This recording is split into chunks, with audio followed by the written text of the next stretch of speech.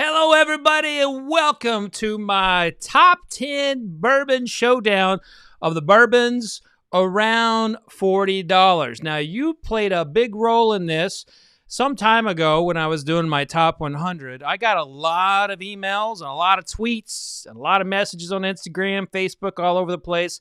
People saying, well, that's so nice you got the top 100 there, but how about something I can buy? And I've been doing this for a long time, and that always comes up whenever I do a review of an allocated product or something that's a single barrel or limited edition. And everybody's right. It is kind of it kind of sucks to see a review and hear about a whiskey that sounds really good, but you can't get it. I've been there. And I actually do buy the majority of my whiskey, and a lot of times I'm not able to buy the stuff I want. Henry McKenna is a good example of that, and I know I played a role in the fact that I can no longer buy Henry McKenna. My wife lets me know every time.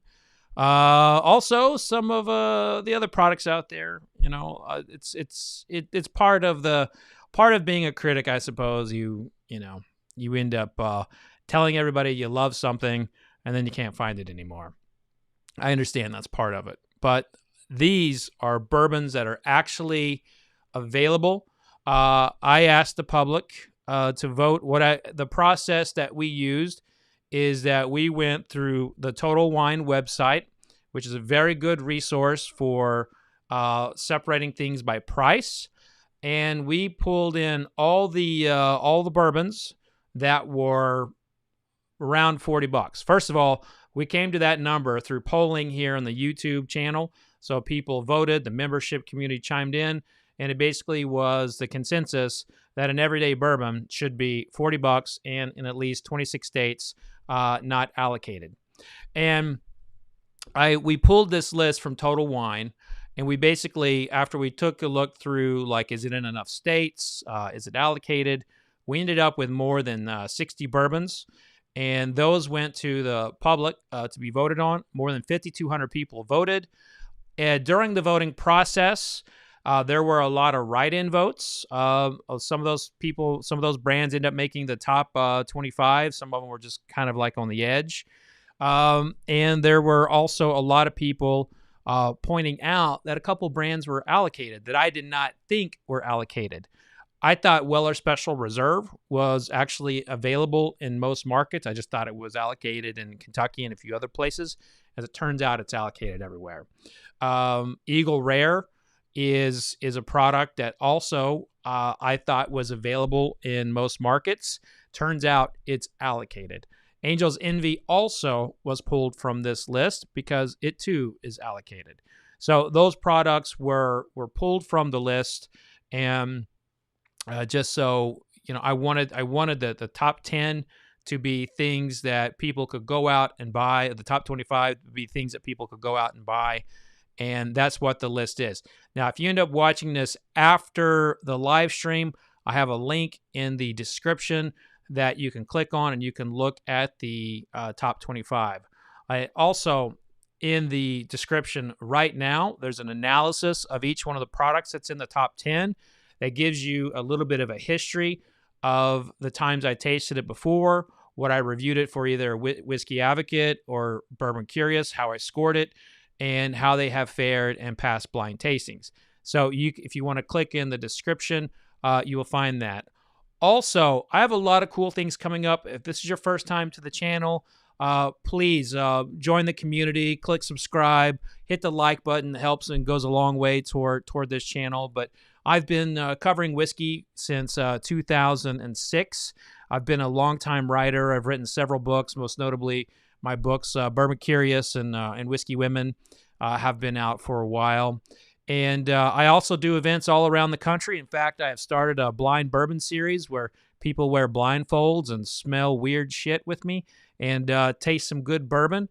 And I've got events at the Rainbow in Hollywood and at the Epic Center in Green Bay, Wisconsin. More events to be announced. I've got a dinner next week that just sold out in Nashville. I can't wait to meet you all in person. I'm more of an events person than I am a live streamer or a YouTuber. When the pandemic hit, I was kind of forced to go more into YouTube from my events world. Well, now things are kind of catching back up.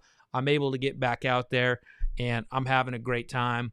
And I hope you are too. And tonight I will not be observing the comments. Tonight is all about choosing the best everyday bourbon in this flight. And there are 10 of them. And I've got someone behind the scenes. Keith, how's it going, Keith? Can you hear me? Doing good. You great? All right. So Keith is behind the scenes, and go ahead and show them what the top 10 are. You're going to see the glass letters.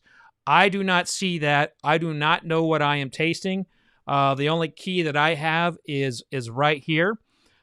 These were poured out without me being in the office. Everything was set up without me being here.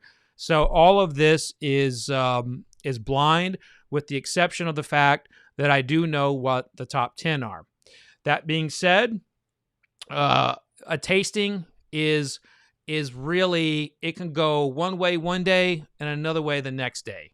Today, I feel really good. My palate feels crisp. I feel good. I've gotten 4 days in a row of my athletic journey of getting all my steps in. So, which is kind of sad. I don't, but that's a big step for me, hitting all my step goals.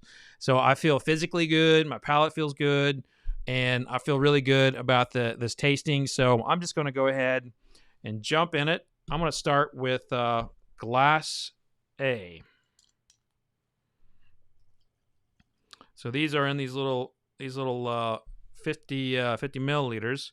If you end up having to want to do some stuff like this, or store whiskeys on your own, make sure you get the 50 milliliter that has plastic inside and not a wax cap. If you get one with a wax cap, it can impact the flavor of the whiskey.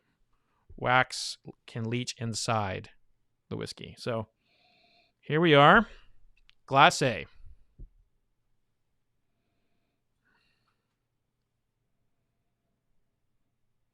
It's got some floral notes to it. It's there's a real nice, like, corn on the cob being roasted. So just a hint of smoke, corn, a lovely kind of corn smell, and then some floral. Palate.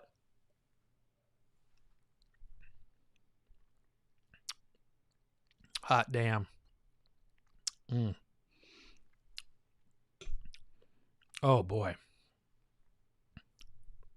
I hate it when the first glass, I love it so much, because then the order of a tasting, people ask all the time, does the order of a tasting impact your ranking? Typically it does not, but when it hits a home run so strong as Glass A did, which on the palate, it's like bread pudding, it's like caramel over bread pudding. It's really, really gorgeous. And I have to say that it's definitely a contender, and this is a voting that was put forth by the public, and the public did a hell of a job by getting Glass A in here. That is friggin' delicious. Rinse my palate out with a little bit of water.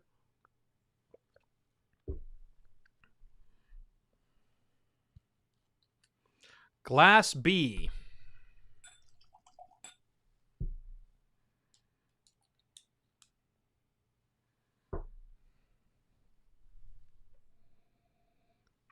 Okay.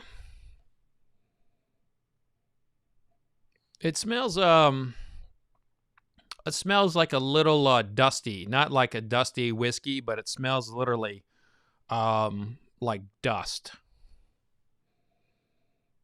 There's like a hint of like tropical. It's like a weird back and forth of like earthy dustness and then like tropical pineapple-ish kind of note.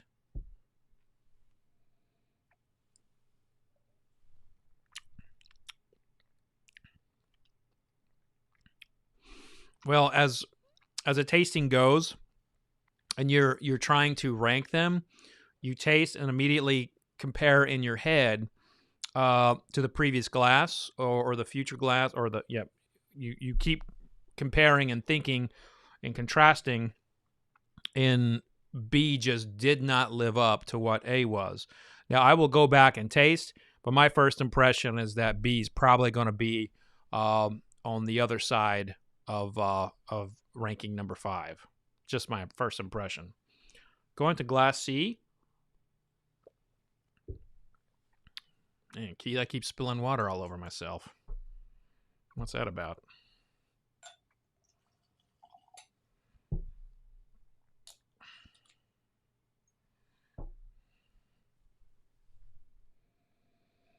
All right. A little bit of oak there. Not a bad, and it's a hint of oak. Kind of has like a cinnamon red hot note to it. Like you open up a bag of cinnamon red hots at the movie theater. I used to like getting those until they got all stuck in my teeth and I had to spend all the time getting them out. I tend to not eat things that get stuck in my teeth. All right, the taste.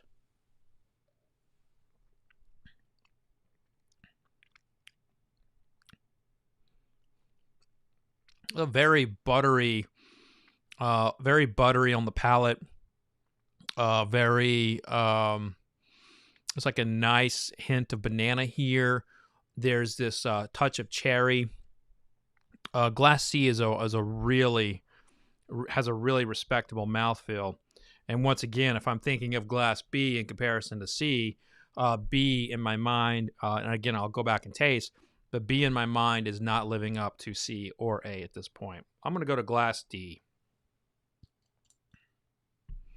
You'll see that this Glencairn, which is my preferred glass, Glencairn does not pay me to say that. In fact, I buy a lot of Glencairns, and believe me, they are not paying me to say that. This is my favorite glass. This has the Ascot Awards on there.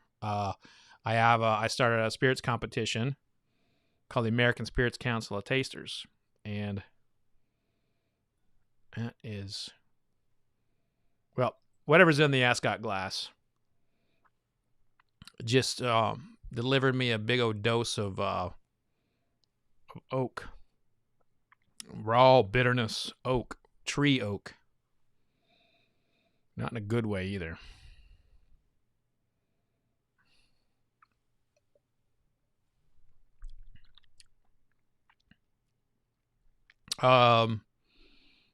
D feels, heavier alcohol wise.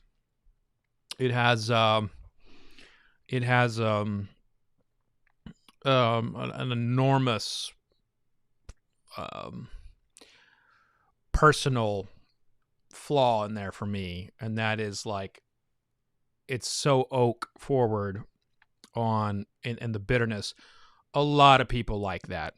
And if you are someone who chases the oak note, that's not me. If oak is the dominant note, that's incredibly off-putting for me. And I have noticed that when a product is oak forward, it tends to be batch to batch. So without knowing fully what this is, I'd say, I'd probably give it another shake with a different batch. But I bought all of these bottles at retail, and so there was not a job bottle sent to me or anything like that. A lot of times I have to taste media samples. That is not the case here. I purchased all of these. Yeah, I'll come back to D, but I'm not feeling too hot on whatever D is. Go to Glass E.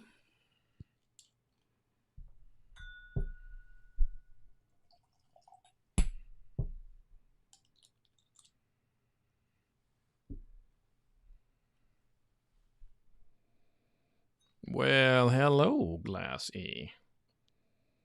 What you wearing?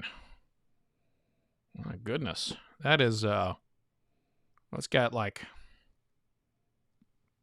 reminds me of some like pepper spices that I get at, it's got some nice peppery, not ghost pepper or cayenne pepper, but just like a good basic, pepper. Not even a black pepper, just like a general like spice. And then after that, the what is that? It's like a bubble gum. It was like a little strip of bubble gum. It was yellow. The fuck was that called? Anyway, that one. The yellow bubblegum brand. You know what I'm thinking, Keith? Can you think of what I'm... No, it wasn't that.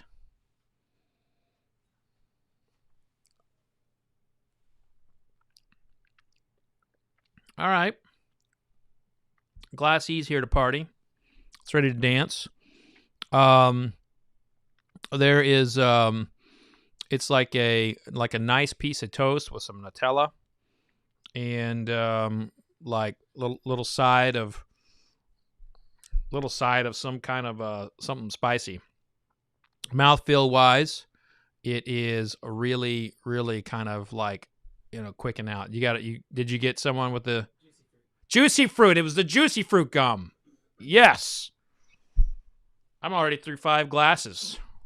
Do we have any good questions? I'm not observing the chat, but if you got a good question in there. Okay. Well, Keith says you're not asking any good questions, so maybe ask some good questions in the chat, and we'll take a break and ask some questions, or answer some questions. But I really appreciate everybody tuning in tonight.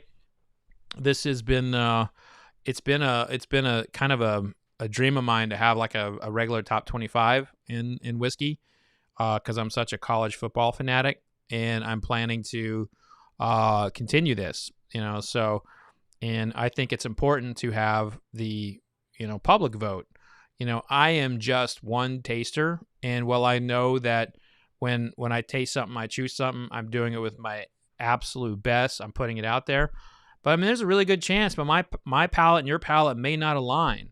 So I'm all about, encouraging people to taste for themselves and not just listening to my comments or what anyone else says.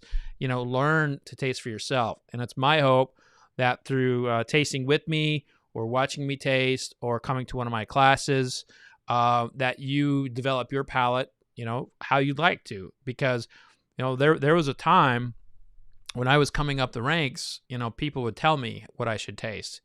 And I learned through my own processes, taste mindfulness. A lot of people may not know this, but I learned taste mindfulness through my therapy sessions, recovering from my trauma in Iraq. And that technique is really what helped me become what I am today. And one of the first things I learned was to connect my tongue to my brain. And then I'd always had a heightened sense of smell, but now I was in aromatherapy, learning to hone that in and use it in wine and spirits. And so I take those principles that I have learned over time and bring people to tasting. So that's something that I really enjoy doing, and I really appreciate you all coming in tonight. And if you do have a question, we have a good question coming in. Why are the Ascot Awards based in Dallas?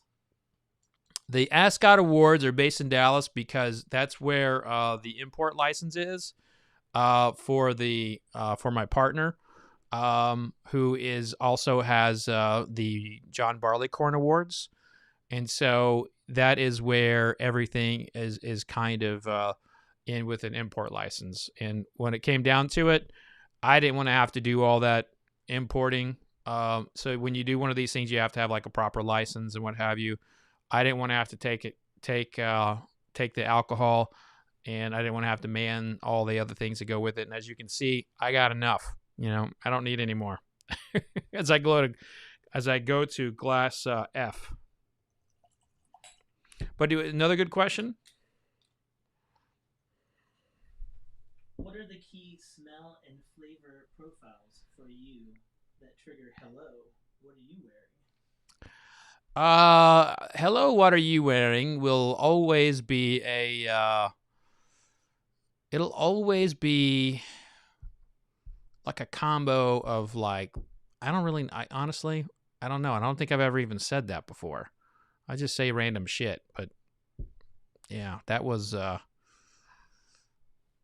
What glass was that anyway? That was on E. That was on E. Yeah. But that was I'll go back into E. See what. Oh yeah. Yeah. That's got it going on. I have no idea. And I don't know why I say half the shit I do when I say those little comments. Like, one of the things I often say is some bitch. It's not like I'm preparing for it. It just comes out of my mouth. Okay. Glass F.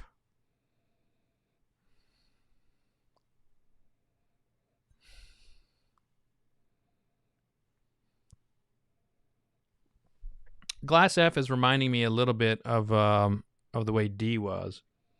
And it's got an oak note in there, and I really hope I don't taste it. But D has a very powerful note, or F has a very powerful nose, and oak is overpowering it. But after that, there's like some fruits in there, and then there's like some floral notes. I can't really put a finger on what the floral notes are, though.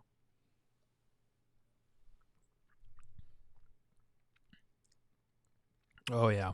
Well, the palate sure and the shit is better than the nose. That is like a corn pudding, custard, creme brulee. I think F could definitely be a contender. But that nose was not as good as the palate. Hey, when I find a nose that where the palate is better than the nose, I will often just completely dismiss the nose overall. And the nose is a guide, but really it's always the palate and the finish for me. The nose is a powerful tool, but you ain't drinking out of your nose. So just remember that. All right. Glass G.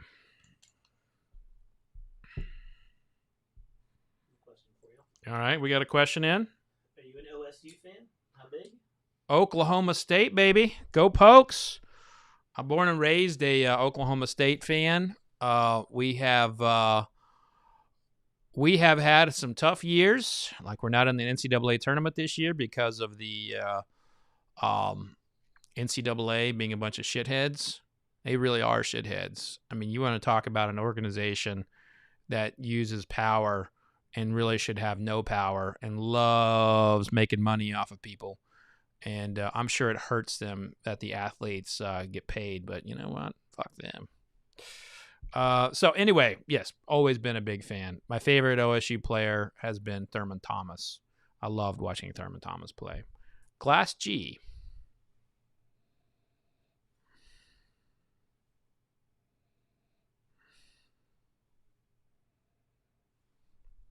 It kind of smells oily, kind of like cooking oils. And on my left nostril, I get kind of like chestnuts on the New York shop, in the New York street cart.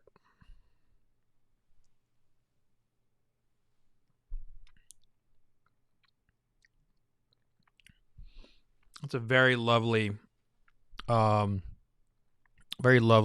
bourbon with notes of beautiful like almond butter.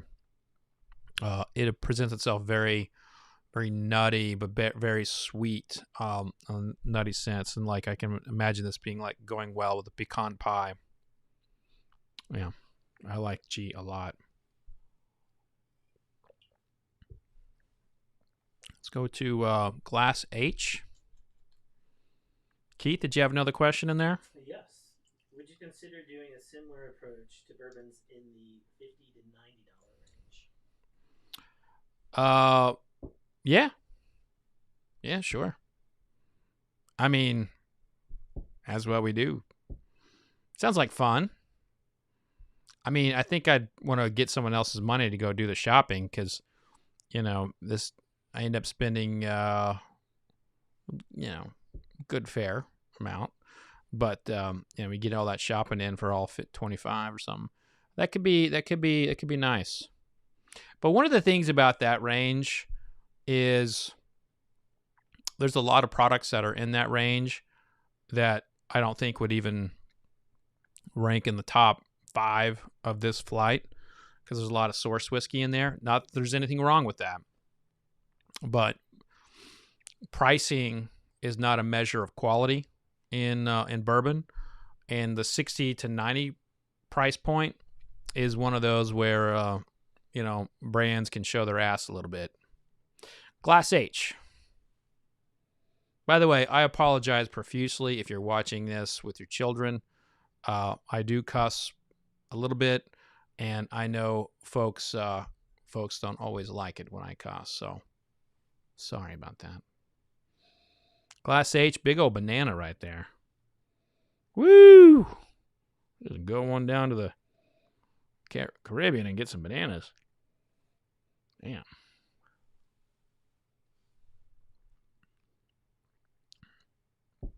Oh, man, that's good. Bananas Foster pudding.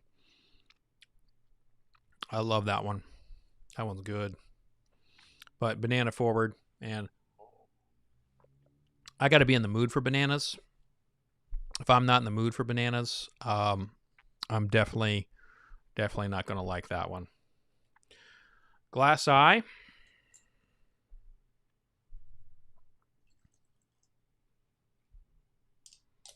Every time I come to Glass Eye in my tastings, I think of glass eyes, like actual glass eyes.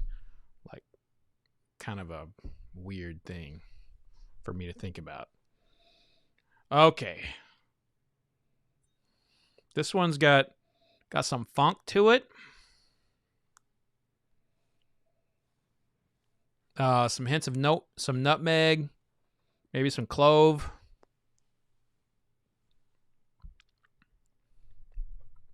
And it kind of comes in with a little bit of maple syrup, a little brown sugar butter.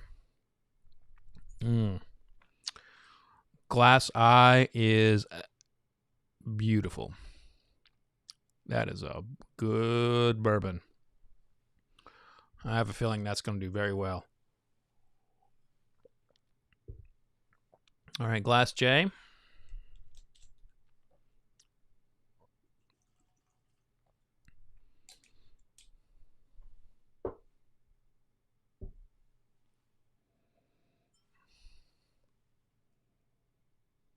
Huh. Yeah, Jay's smelling.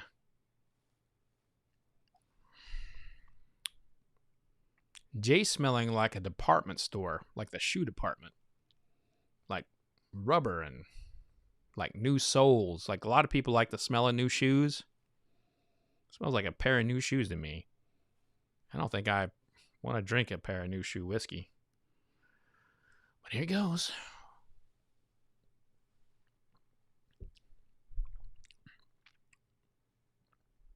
Well, it's not what a new pair of new shoes would taste, what I think would taste like, but it definitely improved from the nose, but it definitely is coming on the heels of something that is far superior. And how these tastings go, if you are tasting a flight, in your whole plan is to rank them, you have to compare glasses. You have to. And if you can't, if I can't be in this tasting and say that I know I is way better than J, then I have no business being in here, because I is a far superior whiskey than J. But J is still kind of probably in the middle of the pack. So I need to go through the ones that I know that are going to be on the back end. I'm also going to reapproach the first glass, Glass A, because I was so enamored by it at the beginning. I want to make sure that, it still holds up.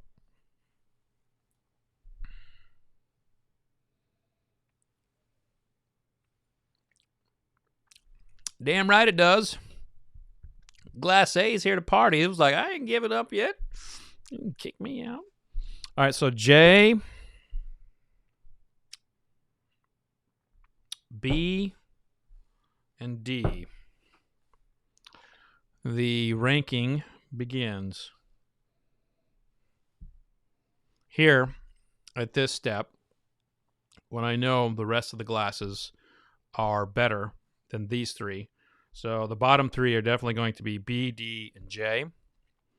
What I will do is, what I'm looking for here is I'm seeing, I'm going off of flaw, or what I perceive as to be unwanted notes, and kind of calculate those in my head.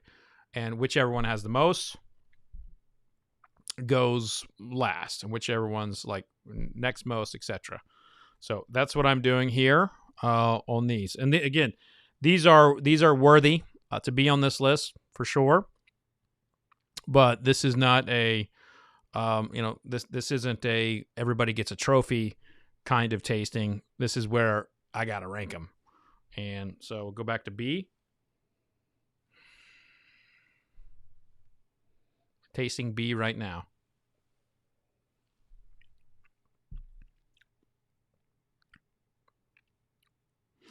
All right, as flaws go, it really does not have a flaw per se. It just has a prominent grain note, and that is what it is. That is it. It's what it is. It's nothing negative. It's the style that this bourbon is, and everything else here, these top seven, they're not prominently grain forward. If there's grain there, there's other notes here, but B is so grain forward that it definitely deserves to be in that top and this bottom three. What's that? This is glass D. Okay, this oak nose, the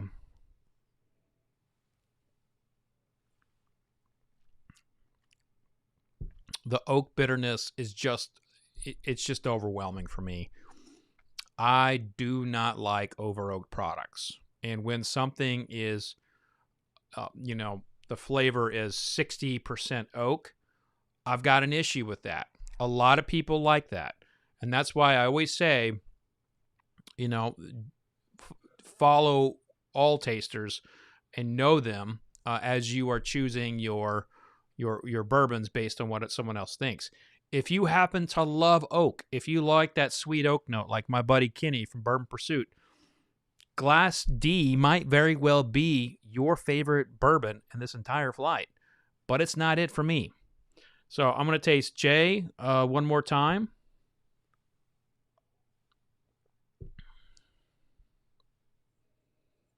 J one more time.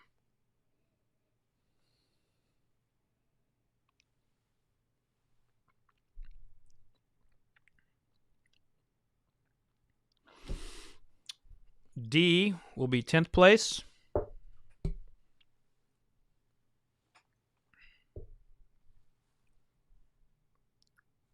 J will be 9th.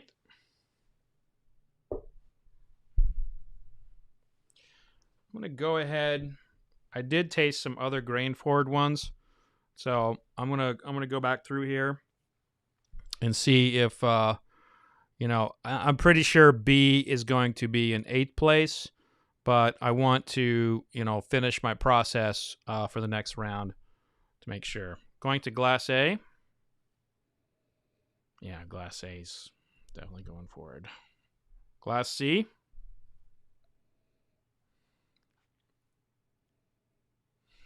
Yep. Glass E. Okay. Glass F. Okay. G. Okay. Pulling G out for consideration at 8.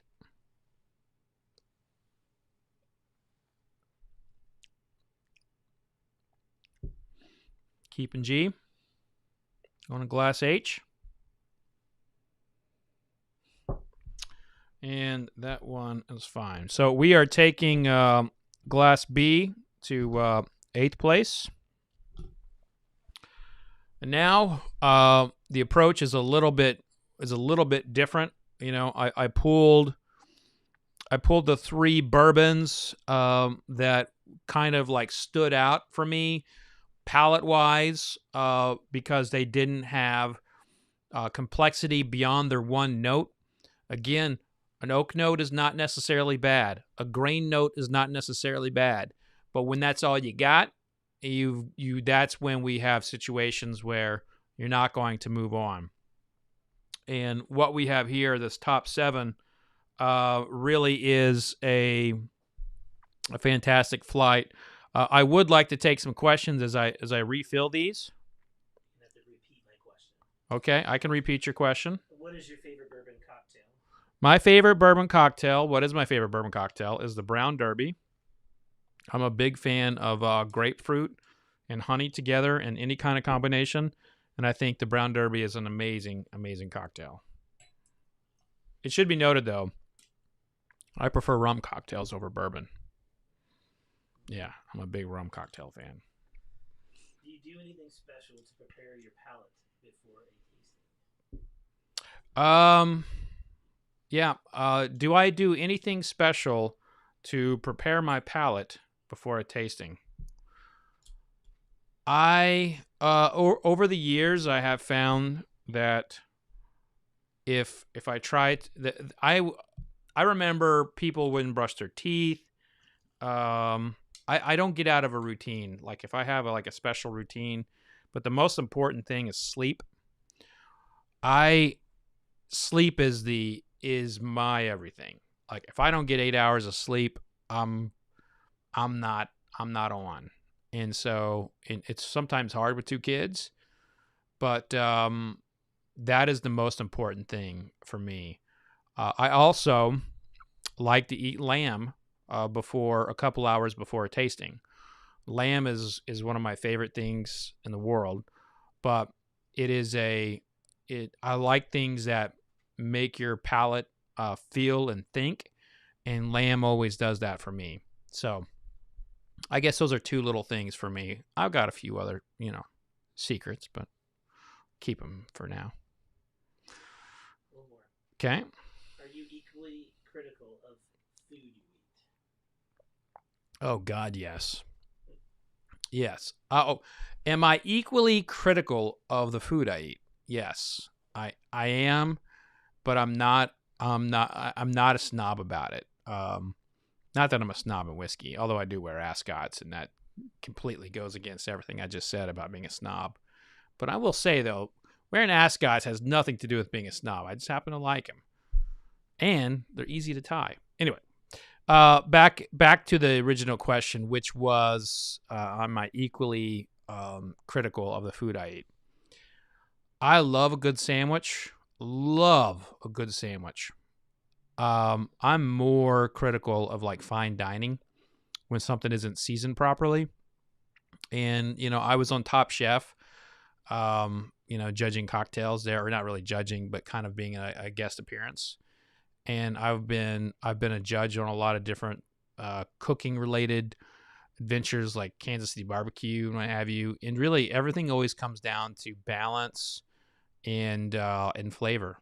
And when it comes to food, is it cooked well? I think that one of the hardest things in the world to cook properly is a vegetable. So many people overcook carrots. I love carrots. And I am an absolute snob when it comes to that. I hate it. I'm very critical of that. So, yeah, I would say I am, but I'm not open about it, if that's fair. Because the reason why I'm not open about it, because I can't cook for shit. If I can, I can cook meats, but that's the thing about people who are making food. It's a little bit more difficult to criticize them when there ain't no way in hell you can make whatever they just made outside of a sandwich. I can make a sandwich. Okay, let's go through this again.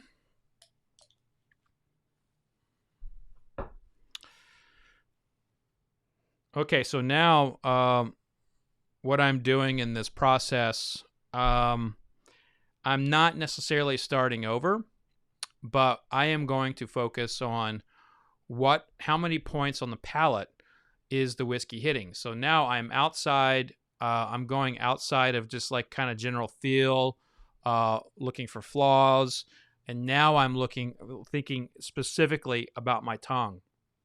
How many parts of my tongue is the whiskey popping? Like, is it, and how long is it there? And more specifically, if it's in one area, how concentrated is it? There could be a whiskey in here that coats my mouth like butter, kind of drips on down the jawline. But there could be one that just penetrates the middle of my palate and stays right there. It is beautiful. And I may find that middle palate action is better than the all-encompassing mouth coating one. So here is where I'm going to be focusing on points of the palate. How many parts of the tongue is it hitting? Okay. Glass A.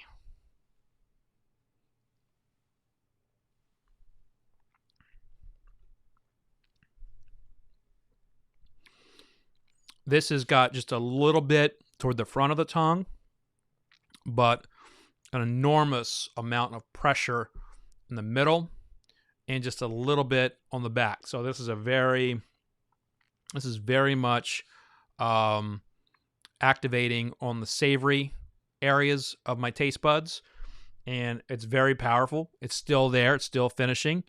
And it just gives you a little hint of sweetness on the tip of your tongue and a little hint of the spice toward the back.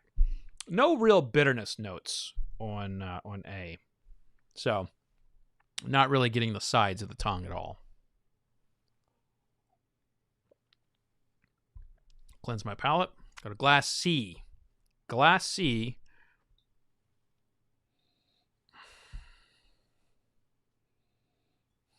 I was a pretty good C student back in the day. C is a good letter.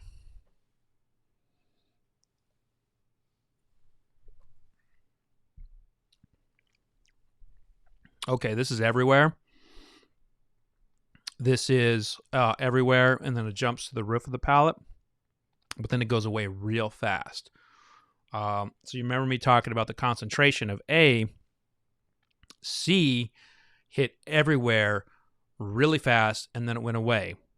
A was concentrated in the middle of the palate, and it stayed, and it stayed, and it stayed, and it stayed until I drank a sip of water.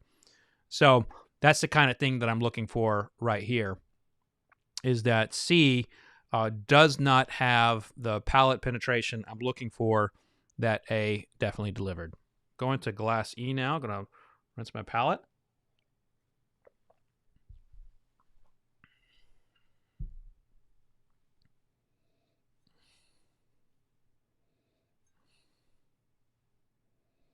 All right, glass E.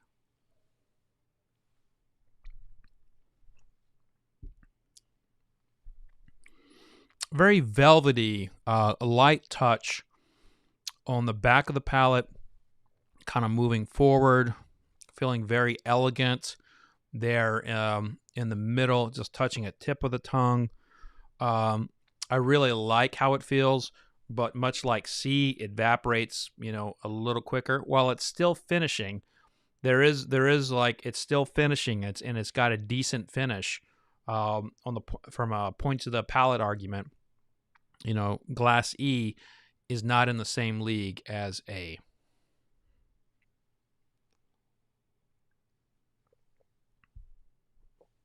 Go to glass F.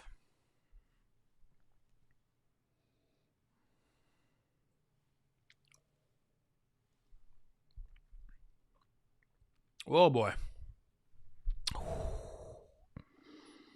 Yeah, that's everywhere. That's everywhere, and it ain't going away. It's all up under the tongue. It's on the roof of my palate. It's on the tip. It's in the middle. It's in the back. It's in the back middle. I can even we have taste buds in our throat. I can even feel it in my throat, and that's a very key thing to point out tonight. I often spit when I do large scale tastings, like when I'm judging the San Francisco World Spirits Competition or the Ascots.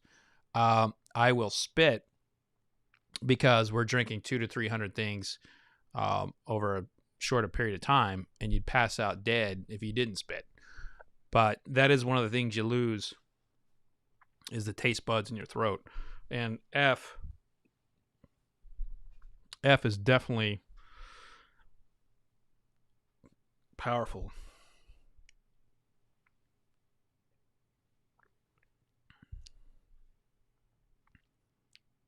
All right, glass G.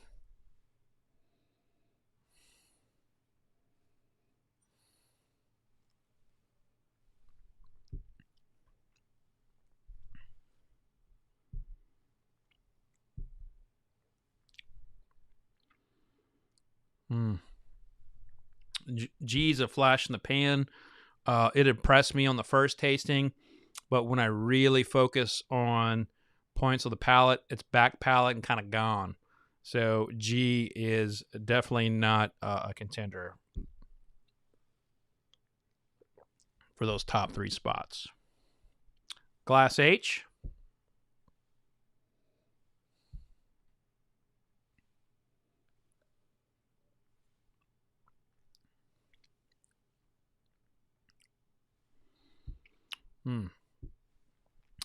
Glass H is really concentrated on the back palate, and it is just burying down on the back of my palate right now. It's saying, I'm bringing the spice and let's do this. So Glass H is definitely going to be considered in the top 4 because of that incredible back palate. Glass Eye.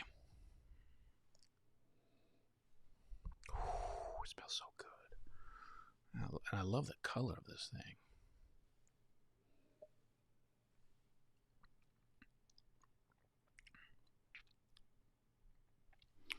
Glass Eye is coating the mouth like butter. It will stay as well. Now it's time to decide the fate of C, E, and G.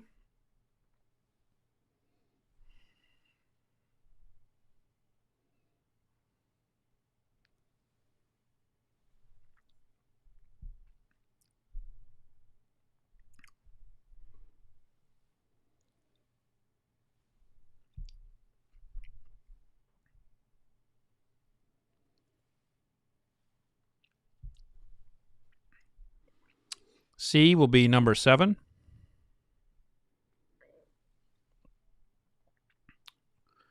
G will be number 6. E will be number 5.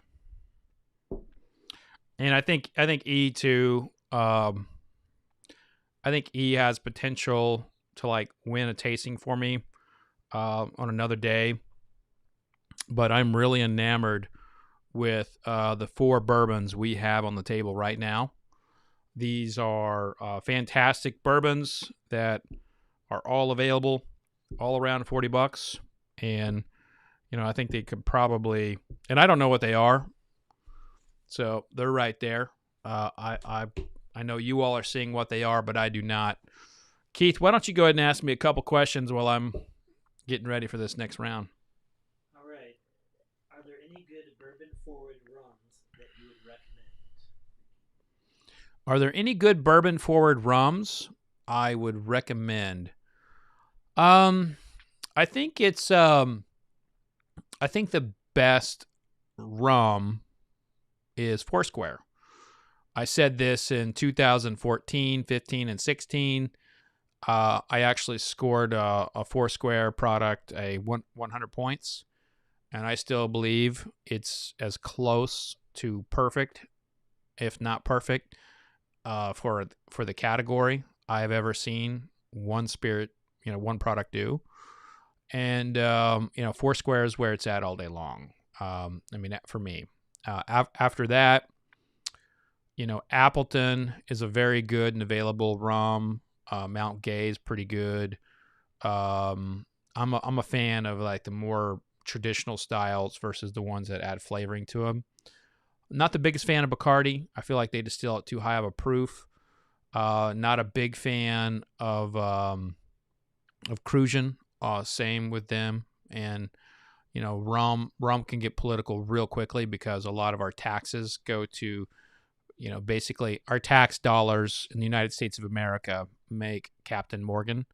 So if you want to learn more about that, you can check out my book, Rum Curious. But, rum can get depressing real quick. In terms of an American style rum, Thomas II is very good. Privateer is very good. So we have very good American style rums. And rum really had a strong argument to be America's spirit. Really did. But another question? If you were drinking multiple bourbons, which one should you start with and finish with? If I'm drinking multiple bourbons, which one should I start with and finish with? Sounds like somebody wants to drink a lot. I'll say that. But ordinarily, I tend to go, like, if it's a night, right? If it's a night where I'm going to drink some bourbon and, hang with some friends, I actually like to start with a cask strength, that I like, and then I'll kind of go down in proof. Somehow it makes me feel better that I'm not, just drinking straight out of the barrel the whole night. So,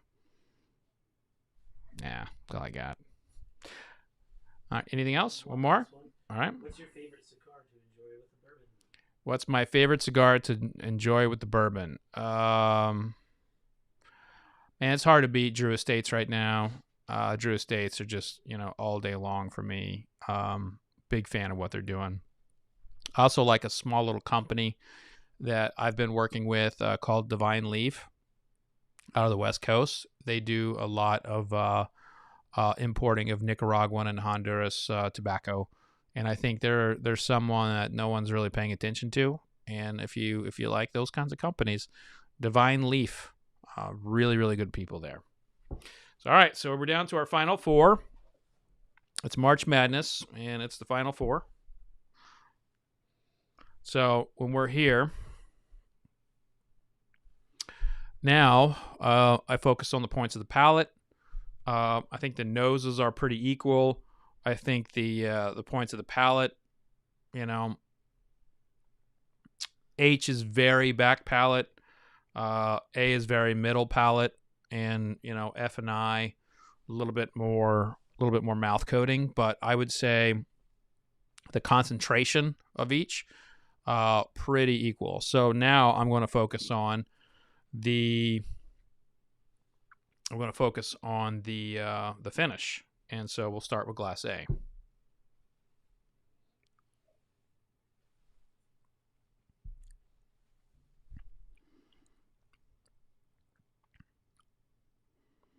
And I'm basically just going to take some time, see how powerful it is, how long it lingers. You breathe in, you breathe out. You can feel the power of the alcohol come out your nose a little bit.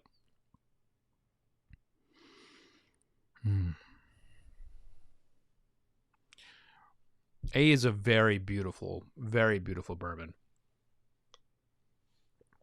And that's definitely one I'm buying all day long.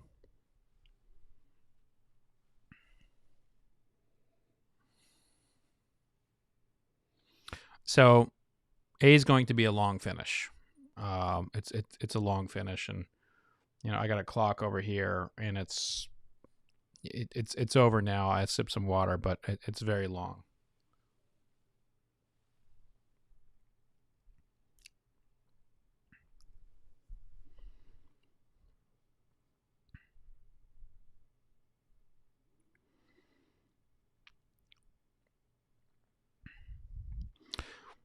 The finish on F just does not have the same depth and power as A,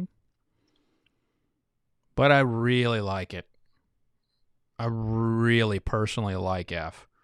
I think I'm really drinking F a lot in my life.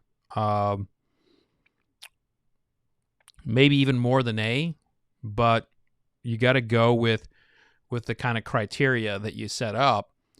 And the criteria for me is finish at this stage. And A is beating F on finish. Sorry.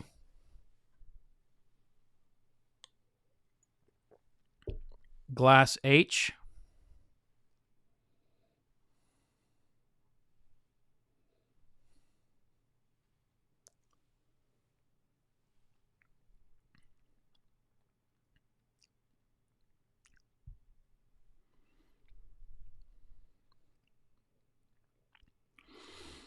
H definitely does not have the depth of finish that F even had.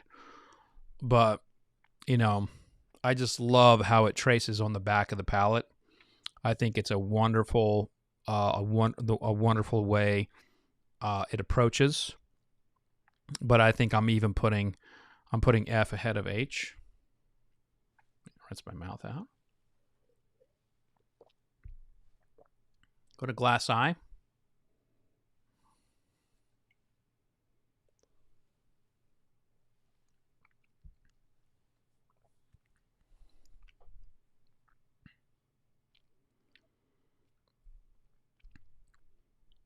I simply love eye. I love the flavor of it. I love the way it tracks on the palate. I love how it drips underneath the jawline. But it does not have near the finish power as the rest of these. And that's where things get a little weird. You go with the criteria that you have, but if you personally like something, you tend to jump out ahead of it. And that's where this is all subjective. I am one person. I'm making a decision based on my palate, and I'm making a decision even after I try to put criteria forward that removes subjectivity, but sometimes subjectivity, jumps into the situation. And this is one of those where I does not have the finish of A, and it does not even have the finish of H.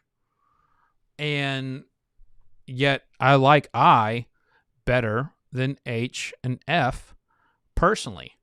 And I also feel like I might like it more than A. So this is where things get tricky when you're being giving an analysis or being a critic, is that your personal preference and subjectivity come into play. And that card is coming out here because I am pushing H and F to third and fourth, and I and A will be for first and second. But I need to give see what I like better with F and H. And I will say that it is pretty uncommon of me to do that. I try to keep my subjective nature out of it, but I really, really loved I.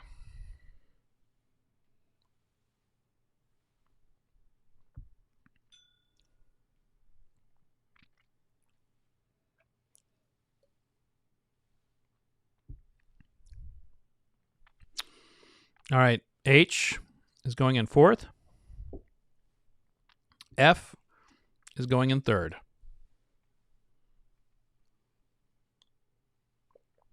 And I hope everyone appreciates being able to see what I'm tasting as I'm tasting them. And I hope some of you have been able to taste alongside me. It is a little unique for me to not be able to observe the chat when I'm doing a live stream. But I got Keith here kind of manning that. So, Keith, do we have any more questions coming in? Yes. Do you drink beer? If so, any favorites? Craft guy? Yeah. Do I drink beer? Yes. I love beer. I'm a big fan of Scottish ales, pilsners, lagers, and some Belgian style beers. But I'm not a hop fan. I don't like hops. Hops affect me the way that oak does. It's too bitter. Also, I get kicked out of the house when I have a high IPA. Yeah. What are your thoughts on the ready-to-drink cocktail market? What are my thoughts on the ready-to-drink cocktail market? I think RTDs are fascinating. I think they're great. I think spirits deserve equal footing with beer and seltzer, with wine. And I don't think there's any reason why spirits shouldn't have that same opportunity. That's from a legality standpoint, from a regulation offering. But by the way, like, they get taxed differently. That's why I mentioned that. Like like a seltzer gets taxed differently than an RTD. So I'm in belief that you should tax them the same. In terms of my thoughts of like the category, I'm a big fan of a product called Sippany. They're using 4 to 6 year old rye whiskey with honey and some other ingredients to make some incredible cocktails, and they're putting them in there. And if you're out on a boat, I mean, ain't nobody got time to make a cocktail. You don't want glass on there, so aluminum can's good. So I like it. I love RTDs. I really do. I don't like White Claw though. That's weird. All right. One more. Do you think smoking a cocktail is overkill? Do I think smoking a cocktail is overkill? I have never been a big smoked cocktail fan. I'm sensitive, like I said, to oak. I'm also sensitive to over smoke things. And like, you got to know your palate, and you got to know, like, and I know my palate, and I'm sensitive to those. So very rarely will I order one. If I'm at an event, someone gives me one, I'll taste it and, be nice about it. But I generally don't prefer them. Is it overkill? I mean, people like them. And so who am I to say that what they like is wrong? Because a lot of people like that kind of smoky oak note. So Keith, we're down to the final 2. It's kind of like a championship round. How many people we got in the 626. Thank you all so much for being in the chat and hanging out with me tonight for the best everyday bourbon. I don't know who's going to win, but now this is going to, if it was going to be down to finish, if I was choosing on finish alone, it would be Glass A. If I was choosing on points of the palate, it'd probably be I. But I'm just going to taste, and I'm just going to pick the one I like. Is that wrong? That's what we're going to go with.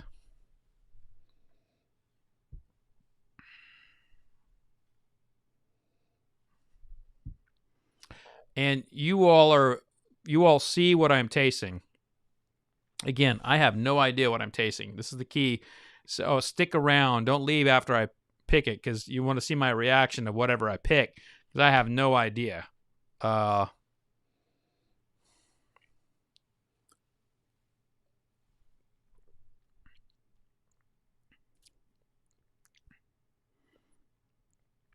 man.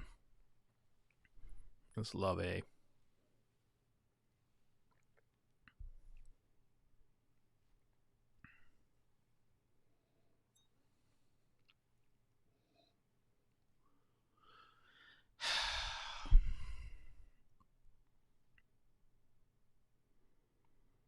A just reminds me of bread pudding. Bread pudding with some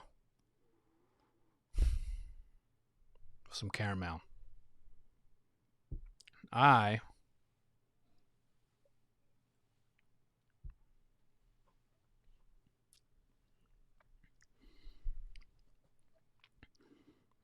feels quite a bit more complex. I is more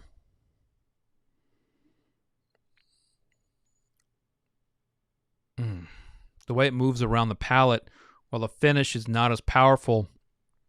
The movement around the palate is telling of the kind of whiskey it is, and it's just really all up on there, curling underneath the jaw lines and tickling the back of the palate and the front of the palate and the middle of the palate, even touching the sides of the palate and kind of some of the bitterness zones. I find it continue to be what I reach for, what I want to drink, what I would have with my friends. But A is like, it's tasting far above this price point. A is tasting like it is in a league, that is in that $60 to $90 price point that we had talked about. So this is a very difficult decision for me to make. I have to go I have to weigh my personal preference against what I know to be probably a more, tells of the tape superior whiskey.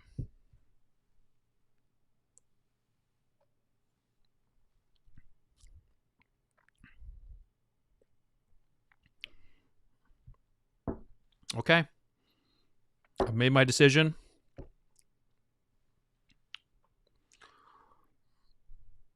And it was one where I had to go to my standards and what I'm looking for and what I expect from my judges on the American Spirits Council of Tasters, the ASCOTs. And that is to really remember your protocol. Remember what you are tasting and who you are tasting for and what this is about. This tasting is not about what bourbon am I going to go to a campfire with my buddy Ollie on a random Saturday night. It's not about that. It's about what bourbon is the best representation of that $40 range. And that's where I think that I have to remove myself a little bit, but also it's not a hard leap to choose Glass A. So Glass A, which is I first tasted it and I thought it was amazing. I kept tasting it. I kept going back to it. And even when I found something that I knew would be a regular pour in my household, it still eclipsed Glass Eye. Glass Eye was beautiful, was fantastic, but Glass A has a lot more movement on the palate. It has a far greater reach and depth into the roof of the mouth. It curls right here on the sides of the jawline. While I did that, A did it and continued to finish. And finish is so important for me. It may not be important for you. It may not be important for other tasters, but the finish, how long it's still on the palate, what are the flavors that are still there, those are very important to me. Now, I don't know what this is, but I want to sip it one more time. That's damn good. All right, I'm going to go ahead. Actually, should I take some questions here?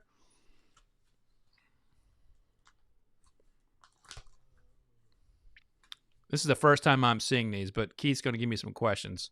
Maybe not. He doesn't have a whole lot left. So. Oh yeah, I love rum from What do I think of rum agricole? I love rum from Martinique. Huge fan. Okay, here we go. So we'll go with my last place winner at number 10, Maker's Mark Cask Strength. I can see that. I called out the oak. I called out the. I called out a lot with D. Going to the next one, Elijah Craig, Glass J, Elijah Craig small batch, Glass J. Well, there you go. I would have had that higher up there on my list. A sister product from to Elijah Craig at number 8, Glass B, Evan Williams Bottled and Bond, which you all know all this already because you've seen it on the screen, so I don't need to go through all that. But it looks like I was Russell's Reserve 10-year-old, and A was Old Granddad 114. F, which was my third place winner, was Knob Creek. H was Old Forester. E, which was my fifth place winner, was Four Roses. G was Buffalo Trace. C was Wild Turkey. Huh. Well, this is the first time that Old Granddad 114 has won a tasting for me. I've had it in a lot of blinds over the years, and it did not do this well. And it definitely It definitely crushed it. It rocked my palate from the beginning and carried through to the end. And Glass Eye, which Russell's 10-year-old, which I now know, didn't have the power, to basically, back it up. So, I mean, that's it. I mean, Old Granddad, 114 is your winner. So, how do you like that? Do we have any questions coming in? Any comments? How bad do you feel about all these bourbons flying off the shelves now? Well, how bad do I feel about the bourbons flying off the shelves now? Well, I mean, I look at it as like it's discovery in a lot of ways. Like, I meet a lot of people are just new to bourbon, and I think it's selfish in a lot of ways to not want to share this passion, and I like sharing it with people. And and I hope that people can not waste their money on bad bourbon, because if they waste their money once on bad bourbon, they're going to vodka or something like that. That's how I look at it. What are your thoughts on gin? What are my thoughts on gin? I'm not in a place to talk about gin, I don't think. But look, like tonight was about finding the top 10 bourbons for around $40. Ranked them. Did this blind tasting, and Old Granddad, which has never done well in my blind tastings, really, really, really did well. So did Russell's Reserve 10-year-old, and I think it was Old Granddad and Russell's Reserve 10-year-old were really elite of the pack for me. And so this is your champion for tonight's tasting. But I tell you what, folks, I appreciate you tuning in. Thank you so much for hanging out with me for what was an hour and 17 minutes. We will have we'll have a recap of this on fredminnick.com later on, so you don't have to watch the whole video. But I just appreciate everyone tuning in, and be safe out there. Take care of one another. Any questions come in last minute? No, we're good. We can call out. All right. Just y'all be safe out there. Take care of one another, and enjoy bourbon with friends. Cheers.